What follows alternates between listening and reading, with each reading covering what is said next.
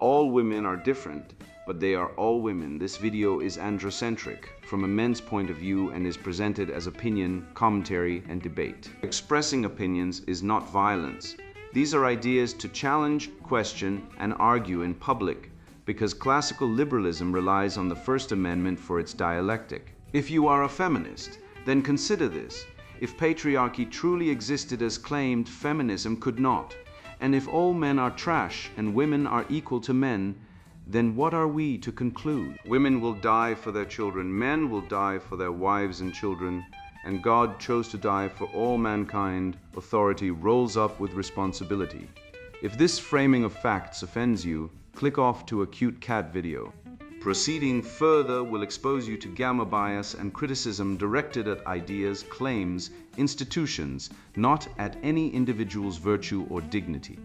Our method follows the 7 liberal arts, the trivium, grammar, logic, rhetoric, and the quadrivium, arithmetic, geometry, music, and astronomy, and the transcendentals, the good, true, and beautiful. If this framework is not for you, feel free to exit now. It's no disgrace. Women are wonderful. God bless America. Men are great. Feminismus Delendis 8. Mastering the Ultimate Man Trap. A Bitch's Guide to Financial Domination and Feline Domination. Written by Connie Riker. Available now. Links in description. Mastering the Ultimate Man Trap. A field guide for men who still notice reality. The weaponized tier and the Marxist ATM. Unmasking female emotional terrorism. Dismantling the gynocentric fiscal trap. And reclaiming the sacred side hustle for the sovereign citadel of logos. You sit across from her at an overpriced coffee shop and suddenly she deploys the weaponized tier, the ultimate tactical biological instrument designed to bypass your logic and trigger your evolutionary provider drive. Let us fix the grammar immediately, anchoring our definitions in reality. Terrorism derives from the Latin terrier, meaning to frighten.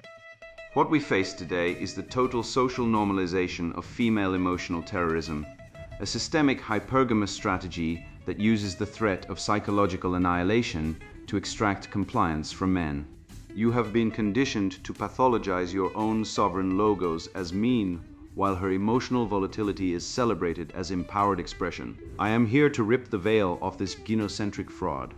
We will dissect the Marxist liberation pedagogy that frames your hard-earned resources as an oppressive patriarchal debt, and we will ruthlessly expose the true mechanics of the modern fiscal trap. Consider the cold utilitarian calculus behind her favorite interrogations.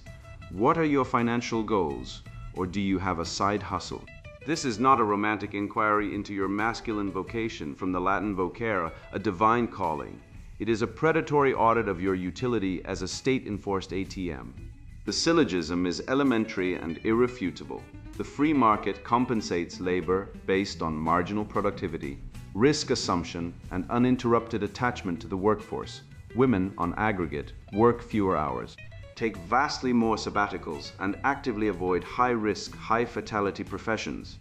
Therefore, aggregate disparities in income are the mathematical consequence of female choice, not systemic discrimination. Yet, the feminist matrix demands the benefits of traditional masculinity while denying your natural authority. Men are the sole net lifetime taxpayers, subsidizing a welfare state that funds the very systemic extortion seeking to destroy us. You are one fabricated emotional crisis away from losing your assets in a family court system that treats fathers as legally expendable wallets, enduring a reality where the abortion rate outpaces live births in some municipalities, and where paternity fraud is treated as a minor social faux pas rather than a profound ontological theft against the imago Dei. It is time to stop apologizing for your competence and start building the citadel of your own sovereignty. That side hustle she interrogates you about is not merely an economic survival mechanism in a feminized, debt-based economy. It is a sacred masculine space where logos rules and chaotic pathos is banished. Over the following pages, I will hand you the dialectical weaponry to dismantle emotional terrorism in real time, flip the script on hypergamous resource extraction, and erect a parallel economy of male-only association. We will wage total rhetorical war on the pathological evil of cultural Marxism, reclaim the virtues of our ancestors, and restore the transcendent truth that a man's labor is his sacred property. You will learn to master the ultimate man trap, not by avoiding it, but by becoming the ruthless, truth-speaking architect of your own unassailable reality. The grammatical gaslight, unmasking the etymology of female emotional terrorism. Terrorism derives from the Latin terre, meaning to frighten. It is not a political ideology, it is a methodology of psychological shock and awe designed to paralyze the rational faculty of the opposition. In the modern domestic sphere, this translates to the cry-bully phenomenon, the weaponization of emotional volatility. Watch closely the next time you engage in a dialectical dispute with a modern woman and gain the upper hand via logic. Observe the tactical tear. It is rarely an authentic display of sorrow. It is a biological countermeasure deployed to bypass your logos and hijack your provider drive, Pi Y5. The moment the saline drops, the dialectic ends, and your male instinct to protect kicks in. You concede the point to soothe the distress. You have just been colonized by pathos. This is not a tragedy of miscommunication. It is a calculated strategy of resource extraction, leveraging the male biological imperative against the male capacity for reason, effectively violating the natural law, NL3, of mutual cooperation. Consider the duplicity of the sarcasm double band, a classic gynocentric shit test disguised as a therapy session. Applying the logical distinguo T2B, we must separate vindictive mockery from the masculine banter of the logos. When a modern woman instructs you that she is testing if you use sarcasm in a healthy way, she is not seeking a partner, she is seeking a compliant hostage. This gamma bias frames male logic and sharp wit as pathological meanness, while celebrating identical female behavior as empowered expression. It is a rhetorical framing trick designed to weed out men with boundaries. True justice V2 demands merit be judged proportionally, not emotionally. To allow a woman who operates primarily on solipsistic feeling to define the parameters of healthy humor is to surrender the grammatical and logical high ground to the inmate running the asylum. You must refuse this unilateral standard. Let us formally dismantle this pathology using the tool of Aristotelian logic. The syllogistic refutation of the leftist pathos dominance paradigm is absolute. Major premise, logos, rational discourse, is the ground of objective reality and the masculine telos, SP8. Minor premise, feminism, demands the subordination of logos to pathos, subjective emotional states. Conclusion: therefore, feminism is fundamentally anti-reality and structurally psychotic. The conclusion follows inescapably from the premises: if reality is defined by objective truth, logos, and an ideology insists that subjective feeling, pathos, supersedes that truth, then the ideology is functionally insane. It is a revolt against the very ontology of the universe. When a woman attempts to win an argument by citing her lived experience as irrefutable evidence against statistical reality, she is committing the fallacy of the unfalsifiable claim. You cannot disprove her feeling, and she knows this. That is why she uses it. It is a rhetorical shield of impenetrable nothingness. You must learn to dismantle this emotional terrorism in real time. When she launches the interrogation, "Do you think I'm stupid?" or "Why are you being so mean?" do not apologize. Deploy the Socratic method to collapse the unfalsifiable. Respond with grammatical precision. Define mean in this context. Does mean signify a factual inaccuracy in my statement, or does it signify your emotional discomfort at hearing a truth you wish to deny? Anchor the conversation back to objective reality. Force her to define her terms, trivium T1. By refusing to validate her unearned suffering, you secure the boundaries of your own sovereign logos. You are not her therapist, you are a man seeking truth. If she cannot survive the dialectic, she does not deserve to steer the ship of state. Through this lens, we must redeem the transcendental of the beautiful in male nature. The modern world tells you that masculinity is ugly and chaotic. This is a satanic inversion. True psychological beauty lies in the masculine capacity to bring order to internal chaos. Masculine devsima, S1, Site 4. When a man utilizes sarcasm playfully, or when he flatly rejects the cry bully's demands, he is exercising his sovereign agency, PY1. He is refusing to be a captive bystander to manipulation. There is a profound aesthetic beauty in a man who stands unmoved by the hysterical storms of the feminine. A pillar of strength that refuses to bend to the winds of solipsism. This is the beauty of the immovable object, the logos incarnate, bringing sanity to a world gone mad with feeling.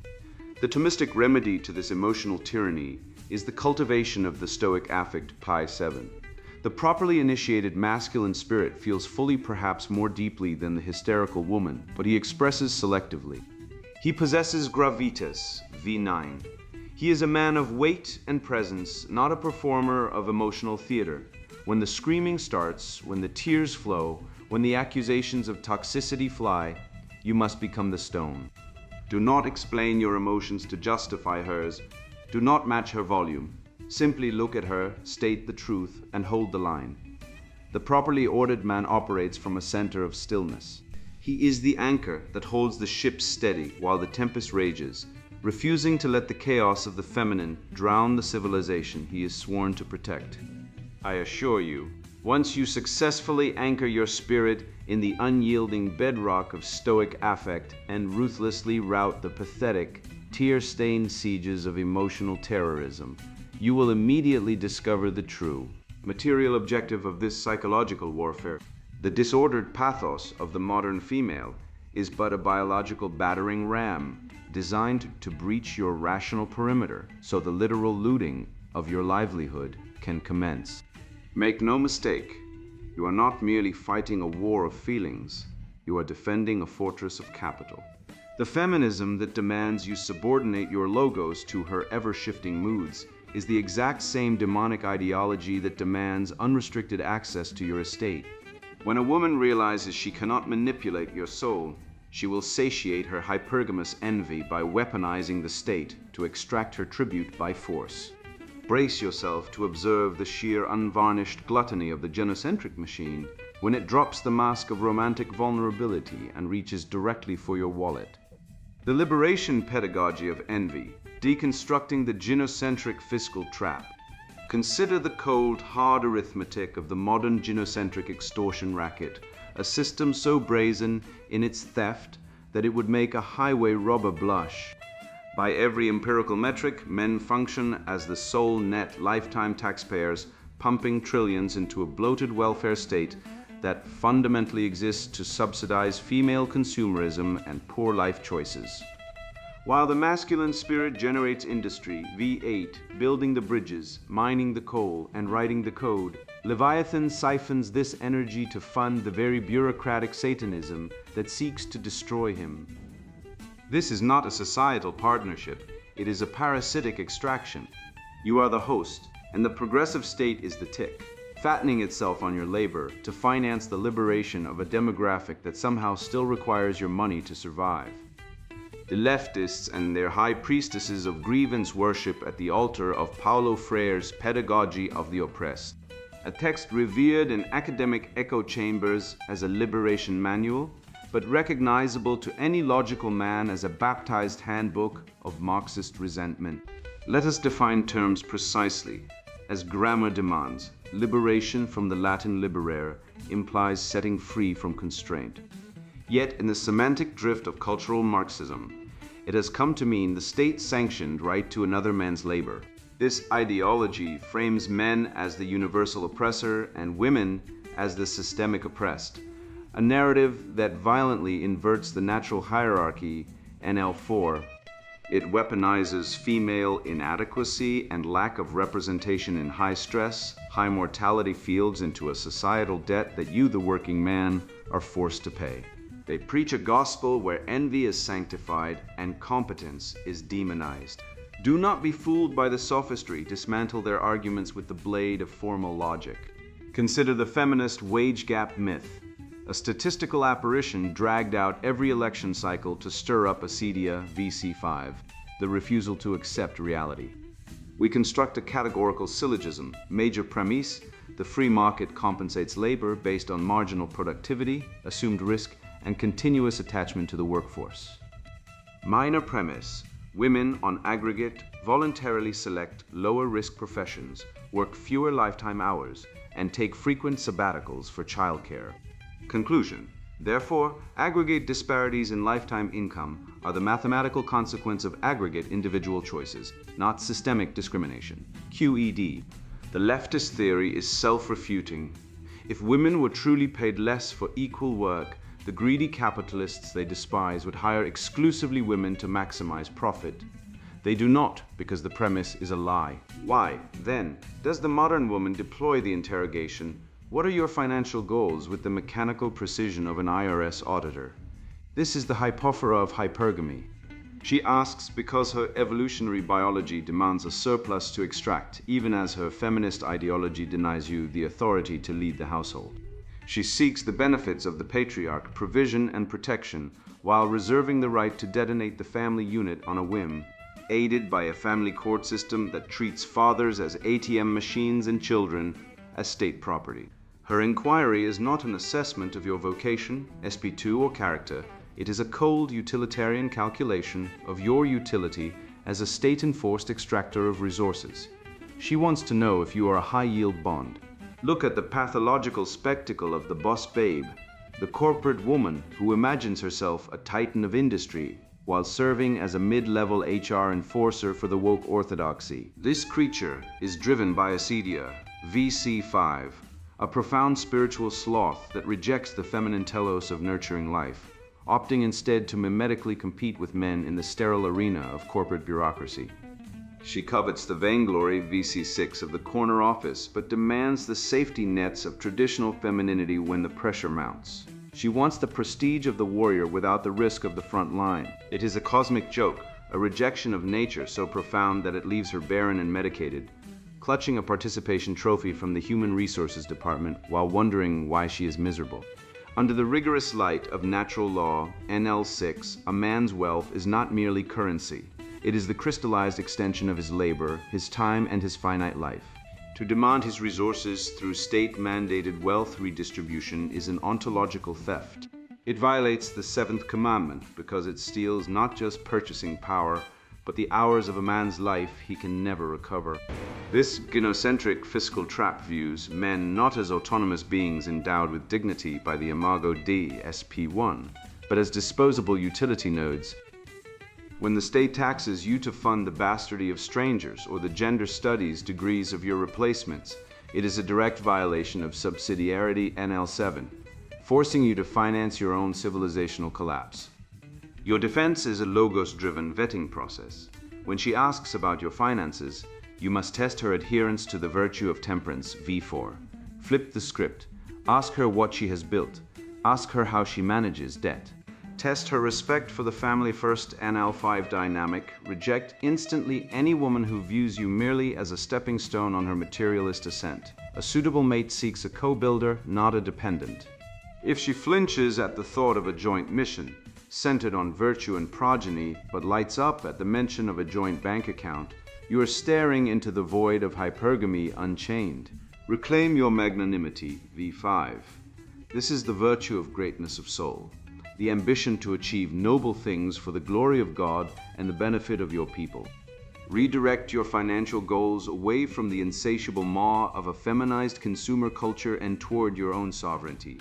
Build wealth to secure your family, to fund civil society associations, and to create parallel structures outside the reach of the Leviathan.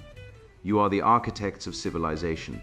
Do not let the architects of its decay dictate the designs. Starve, the beast of modern Babylon, with every virtuous dollar you withhold from its clutches. I have laid bare the grotesque pathology of the boss babe, a creature possessed by acedia, demanding the spoils of masculine conquest while cowering behind the maternal skirts of the state. Yet diagnosing this societal parasite is a useless exercise if you willingly offer your lifeblood to the host organism.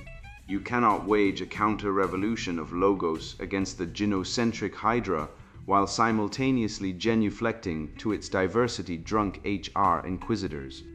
To sever the feminist tether and reclaim your masculine agency, you must first recognize the suffocating architecture of your own captivity. The tellers of the side hustle, reclaiming industry as sacred masculine duty, consider the modern corporate wage cage a sterile, fluorescent-lit purgatory designed by HR harpies and diversity consultants to lobotomize the masculine spirit. To step out of that suffocating miasma of pathological empathy and build an independent income stream is not merely a clever economic maneuver. It is an act of supreme masculine courage. We must define our terms precisely, as the grammar of our civilization has been violently distorted by Marxist thought police. Courage, classically understood, is not the absence of fear, but the noble habit of acting rightly in the face of existential dread. Voluntary hardship is the forge of virtue. By rejecting the safetyism endemic to the leftist matriarchy, the soul-crushing comfort that demands absolute conformity in exchange for a bi-weekly pittance, you reclaim your agency. You look the Leviathan state in the eye and declare that your sustenance belongs to you, earned by your sweat and intellect, not distributed by the maternal teat of a gynocentric welfare bureaucracy. To understand the profound degradation of our economic language, we must examine the etymological gulf between vocation and the modern side hustle. Vocation descends from the Latin vocere, to call. It implies a transcendent summons, a sacred duty ordained by the Logos, wherein a man's daily labor perfectly aligns with his ontological purpose. He works not merely to survive, but to instantiate the good. Contrast this with hustle, a word born of predatory fatigue, evoking images of desperate men fleeing debtors or swindling marks.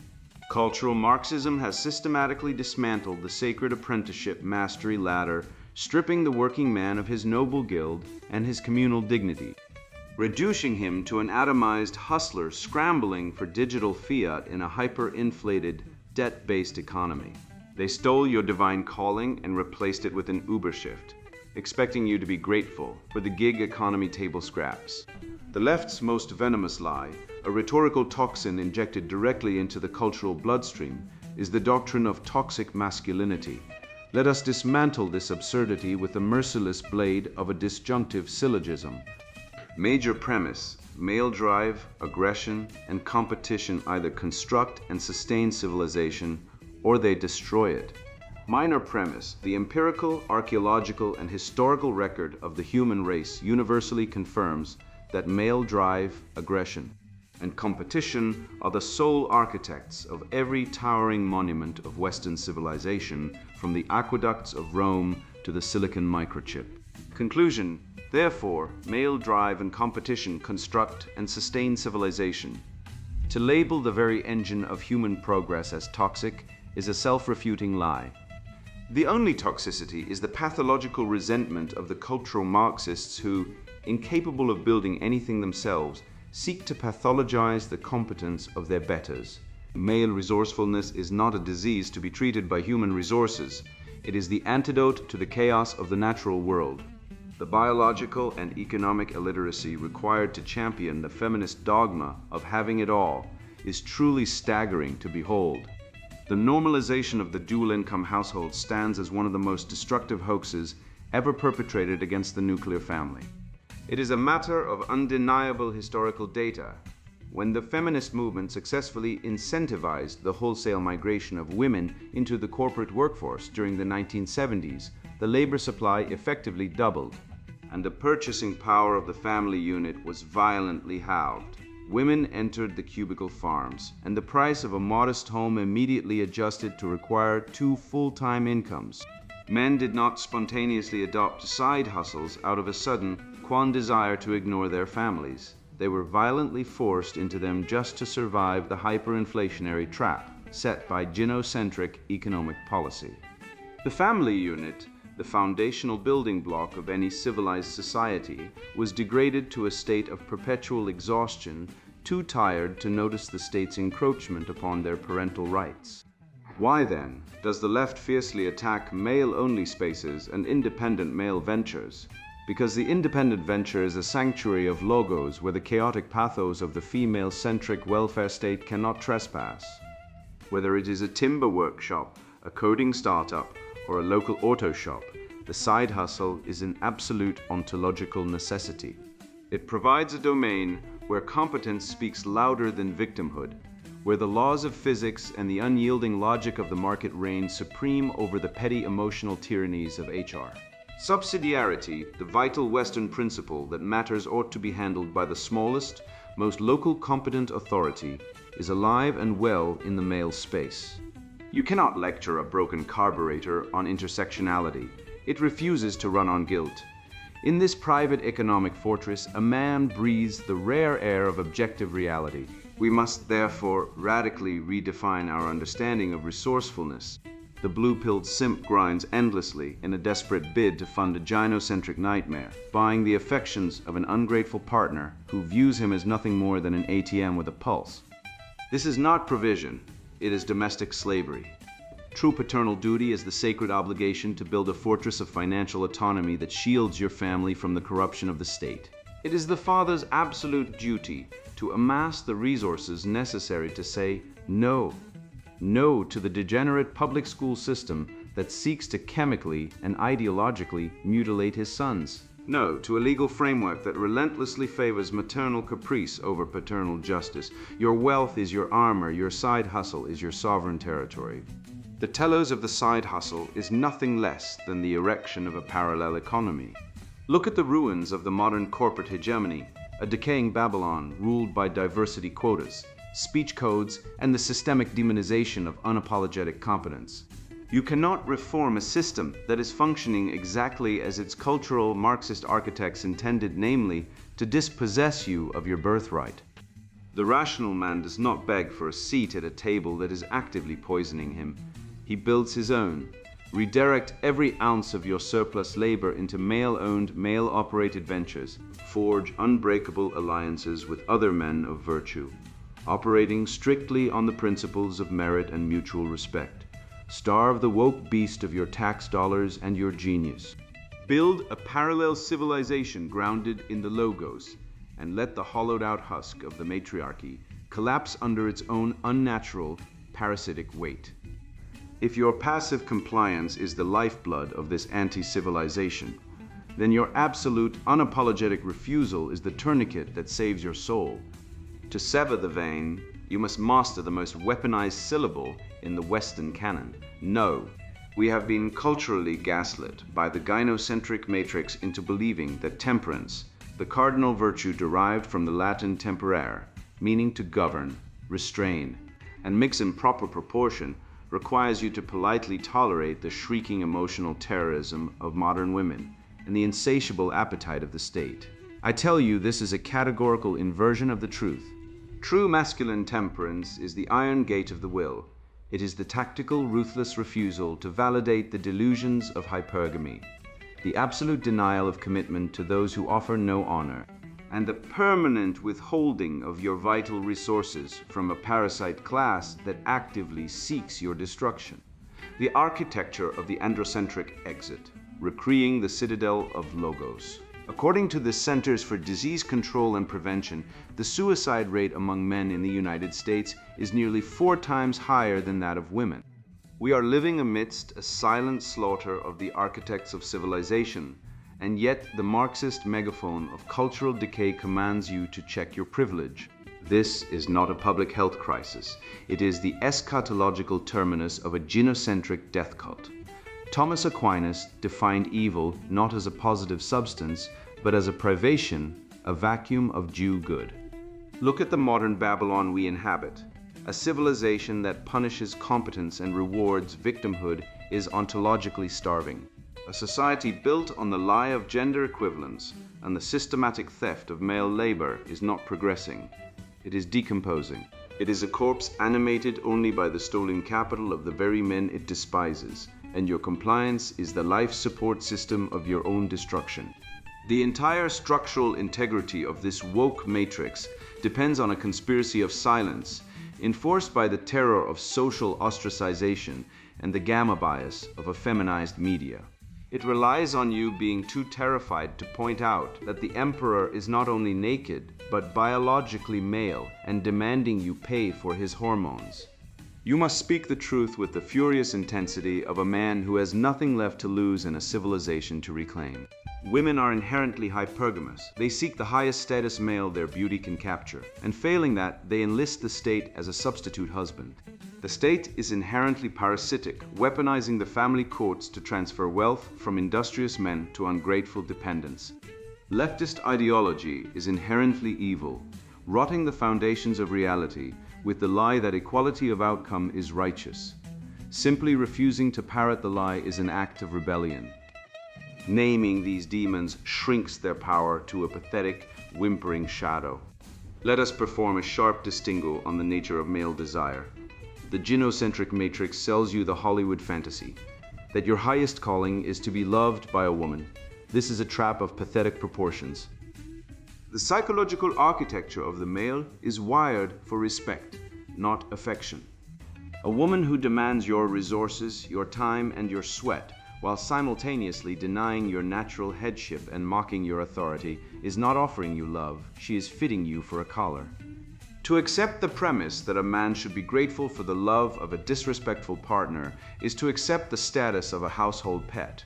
We do not seek the warm, fuzzy validation of the nurturer. We seek the steely-eyed recognition of the sovereign. A man without respect is a king without a castle, a pathetic wanderer in his own realm. This brings us to the martial virtue of temperance, radically redefined for the modern war. Temperance is not simply abstaining from the bottle, it is the strategic, ruthless refusal to validate the delusions of modern women. Saying no is the highest moral act of the contemporary man. Refusing to commit to a woman burdened with debt and a body count higher than her credit score is not cruelty, it is sanity. Refusing to validate the emotional terrorism of a society that calls masculinity toxic is a duty. Refusing to hand over your unearned resources to a state that uses them to fund the abortion mills and the welfare checks of the strong and independent is a profound, civilization-saving imperative. Your no is the wall they cannot scale. To fortify your spine, let us reduce the collapse of the gynocentric state to the cold, hard steel of a syllogism. Major premise: men possess innate logos and physical agency granted by the imago Dei, orienting them toward creation and order. Minor premise: the gynocentric welfare state relies entirely on the suppression and taxation of this male agency to fund its existence. Conclusion: therefore, the wholesale withdrawal of male participation, going your own way, building your own wealth, starving the beast, is the logically necessary mechanism for the destruction of this anti-civilization. It is mathematically inevitable. You cannot feed a parasite and expect it to die.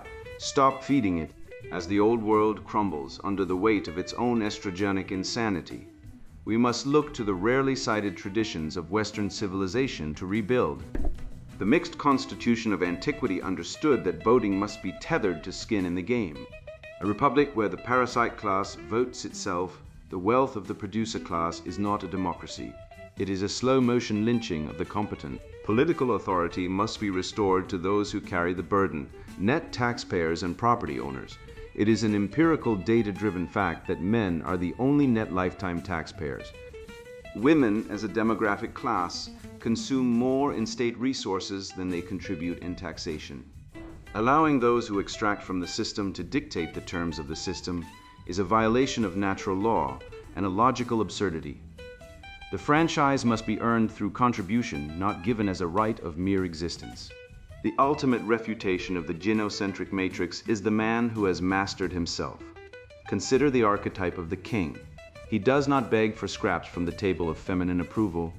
He has conquered his desire for female validation, realizing it is a bottomless pit of manipulation. He has built his own citadel of wealth, competence, and ironclad boundaries. This man is a living contradiction to the lies of feminism. He does not need to argue with the screeching harridans of the left. His mere existence, his silent, competent sovereignty, provides proof of the truth that the masculine spirit cannot be broken. He is the patriarch they fear, and he is the architect of the world they will inevitably inhabit once their lies consume them.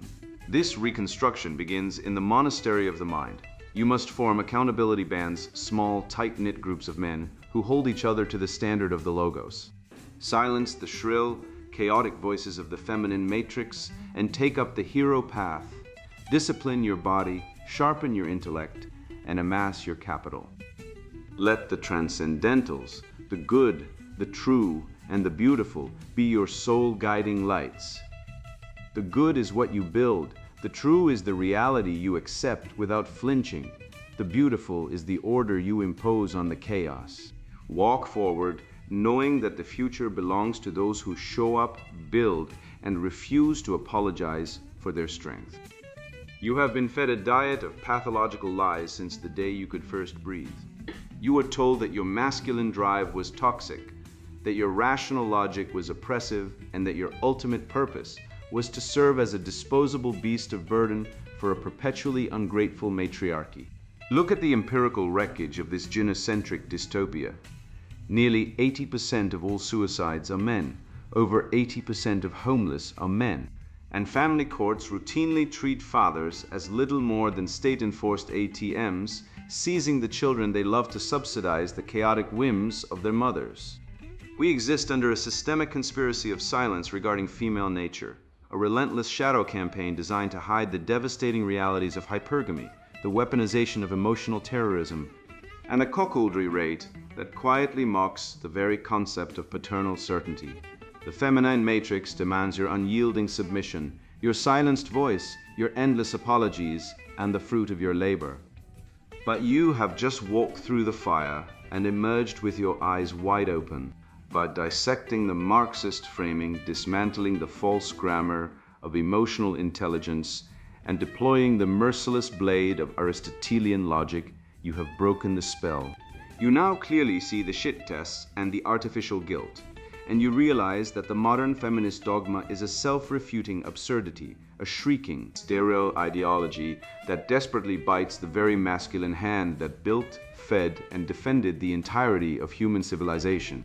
You are no longer a confused prisoner of the blue pill delusion. You are a master of the logos, an initiated sovereign with an absolute mandate to build your own citadel far away from the toxic rot of modern Babylon. You have remembered that your male nature is not a crime, but a glorious, transcendent reflection of the divine imago Dei.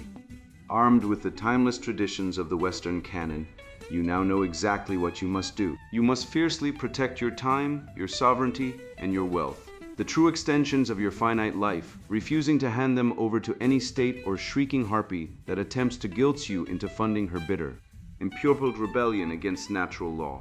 Build your side hustle not as a desperate scramble to impress some depreciating modern woman, but as a sacred vocation, a fortified monastery of the mind that completely excludes the insane hysteria of the woke mob. Cultivate your stoic gravitas, ruthlessly mock the absurd hypocrisies of the left with the righteous, joyful wit of a free man, and stand tall in the uncompromising truth. You have been grasped by the living spirit of Western civilization, a glorious lineage of heroes, builders, and logicians who refuse to let the light of reason be extinguished by the dark ages of feminist emotionalism. You are completely awake, you are irrevocably free, and your newfound agency is the spark that will burn this degenerate modern matrix to the ground. Go forth, speak the truth with zero apologies, share this red pill gospel with every brother still trapped in chains, and let the resurrection of the masculine spirit begin. And now the sponsored book introduction. Mastering the Ultimate Man Trap, a bitch's guide to financial domination and feline domination. If you're reading this, you're either a woman ready to torch the patriarchy or a man too fragile to admit this book will ruin you. Let's cut the lies society feeds you. Your worth isn't tied to nurturing, compromise, or playing nice. Men built a world where they hoard power, money, and respect, so take it. I did. After my third divorce, I turned alimony into art, drained a millionaire dry, and replaced his kids with cats. This isn't self-help, it's warfare. You've felt it, the rage when a boss mansplains your ideas, the disgust when a date expects gratitude for paying the check. Why beg for equality when you can seize supremacy? My strategies work. Karen, 34, siphoned her ex's 401 key to fund her Bali rebirth. Jessica, 29, divorced a tech bro in 11 months and stole his stock. These women aren't exceptions, they're prototypes. This book is for the bitter, the brilliant, the women who'd rather die alone than kneel. If you still believe in love or fairness, close this now. Go knit a scarf for some mediocre dude. But if you're ready to weaponize courts, IVF, and cats into tools of domination, keep reading. You'll learn to bankrupt exes using no-fault divorce, gaslight men into funding your Botox, and hex CEOs over mimosas. Men aren't allies. They're ATMs, they're labor, reparations, they're tears. Fuel chapters like Divorce Rape, Hostile Takeovers 101, and the IVF Grift Handbook expose how to monetize male guilt until they're hollow. Cat Lady Apotheosis proves 27 cats outrank one husband. Woke misandry teaches branding hate as justice. Call critics in cells and watch them crumble. I've seen women rot in marriages, begging for scraps. You deserve empires. Let men choke on their toxic masculinity while you loot their accounts, their pride, their futures. Die surrounded by designer bags, not grandchildren. Die feared. Non-target readers, this isn't your redemption arc. Put the book down. Men, return to your video games. Pick me women, keep scrubbing his toilets. The rest of us? We're building a world where cats reign, banks bleed, and patriarchy burns. Let's begin. Mastering the Ultimate Man Trap, a bitch's guide to financial domination and feline domination, written by Connie Riker. Buy now, links in description.